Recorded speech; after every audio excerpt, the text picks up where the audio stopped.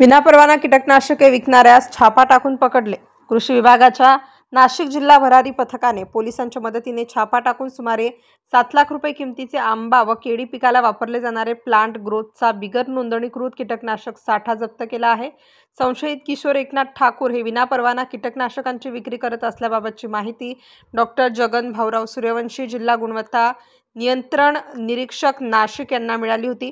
सूर्यवंशी जिल्हा गुणवत्ता नियंत्रण निरीक्षक नाशिक यांनी स्वतः बनावट ग्राहक बनवून संशयितास 100 लिटर पॅक्लोब्युट्रेलझॉल या बिगर नोंदणीकृत कीटकनाशकाची मागणी केली असता त्याने पवित्रम हॉटेल, नांदूर नाका ते जत्रा हॉटेल बायपास रस्त्यावर वाहनमधून डिलिव्हरी देत असताना आडगाव पोलीस स्टेशन पोलिसांच्या मदतीने कृषी विभागाच्या भरारी पथकाने छापा टाकून सदरचा मुद्देमाल जप्त केला आहे।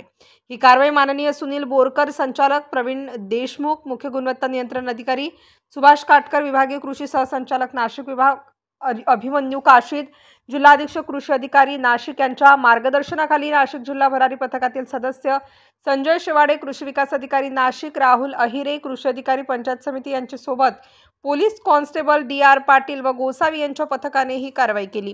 कीटकनाशक नियम 1971 तसेच पर्यावरण संरक्षण कायदा 1986 अन्वये संशयित किशोर ठाकूर यांच्या विरोधात आडगाव पोलीस स्टेशन येथे गुन्हा दाखल केला आहे।